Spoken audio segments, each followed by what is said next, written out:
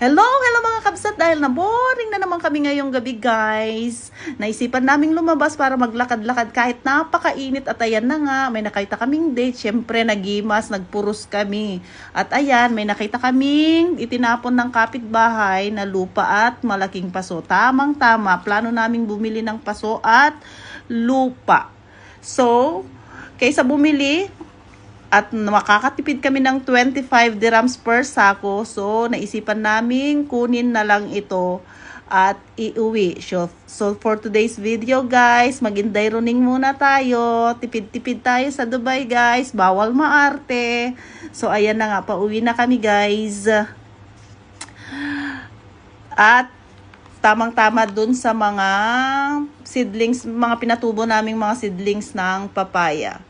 So, ayan na guys, pauwi na kami. Naka-jackpot na naman ang mag-asawa sa Dubai. Thank you for watching. Bye!